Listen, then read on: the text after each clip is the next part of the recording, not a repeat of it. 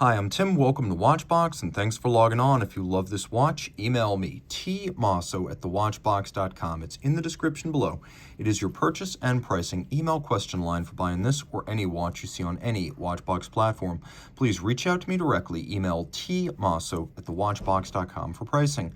Today, we're discussing a mid-2000s launch, the rose gold silver dial of the landmark Lange Söhne Datograph. 39 millimeters in diameter in rose gold. This watch is the 403.032 reference, 13 millimeters thick from lug tip to lug tip, 47.7 millimeters, 20 millimeters is the spacing between the lugs. We'll throw it on my wrist, which is 16 centimeters in circumference, and you can see that the watch wears well, although I will say for a 39, it does wear a little bit larger than its rated size.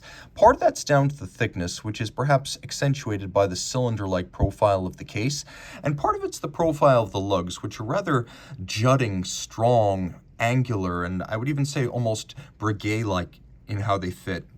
Consider the watch to be more of a 41 millimeter if you want to get a feel for how it actually sits on the wrist. My wrist is 16 centimeters. I think you could wear this watch on a wrist as small as 15 centimeters circumference.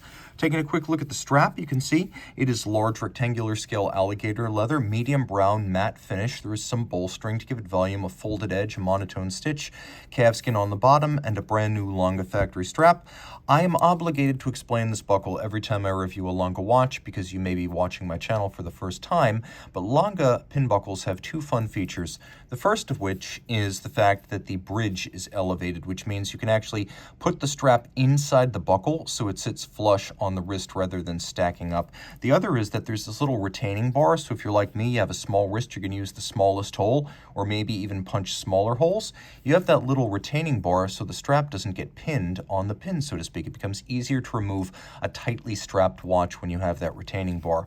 This is Lange's distinctive case profile, round, cylindrical, in this instance all polished, no satin, with the lugs stepped out from the case band to give them a distinct appearance, almost as though the watch is a pocket watch converted to a wristwatch. Now there is a pusher adjuster for the panorama datum, or the outsize date. It's a good-looking mechanism that has a crisp feel and sound all its own, almost as good as the column wheel action of the chronograph. Almost as good. More on that in just a moment. The dial is made of solid sterling silver, and you can see it has an outside step that acts as a tachymeter.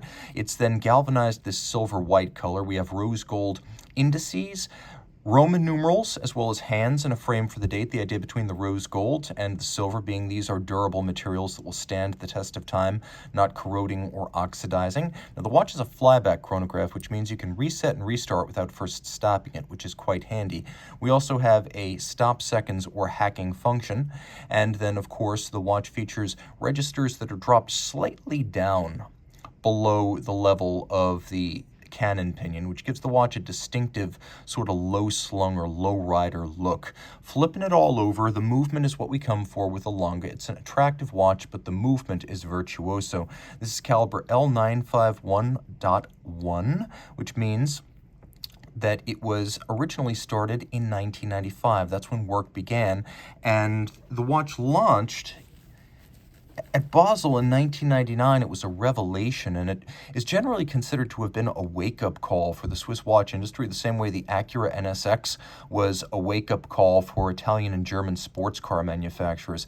The quality of the finish, the ambition of the mechanics, the sheer beauty of it set a new mark, and this is probably the number one reason Patek Philippe stopped using outsourced calibers on its chronographs and perpetual calendar chronographs. So what do we have? We have a manual wind movement with a 36-hour power reserve. We have the quick set by pusher. We have the hacking seconds function.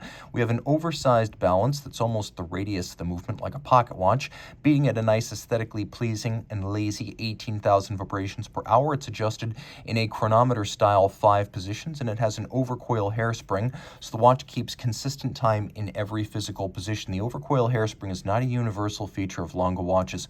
Only a select few get that. We have a column wheel function selector, which you can see in action right here. and we have a lateral clutch mechanism. Lateral clutch is quite beautiful. It's also difficult to achieve. Note we have golden chaton fixing certain pivot jewels, just as it would have been done in the pocket watch era of East German watchmaking in the state of Saxony, where Glashütte is located, and this is a Glashütte-based watchmaker. The silver components are steel. The gold-toned are German silver, which is a nickel-copper zinc alloy that, again, harks back to the golden age of pocket watch manufacture. Everything that turns black as I pivot the watch is diamond paste polished mirrored surfacing. You can see that the balance cock is freehand engraved with a burn, so no two are exactly alike. We do have mirrored anglage, not just on the German silver bridges, but also on the edges of the steel chronograph components. Here we have both polished and fire-blued screws. They're both equally attractive, and you can see that the chronograph components in steel are satinated across their top, whereas we have stripes across the bridges in German silver. And then we have engine-turned perlage in at least 2 sizes on the base plate. All of this water-resistant down to 30 meters, which is the dress watch standard for a watch of this type, and it pivots on 40 jewels. Reach out to Team Mosso at thewatchbox.com for purchase and pricing details, and note that this watch surprisingly is decently loomed.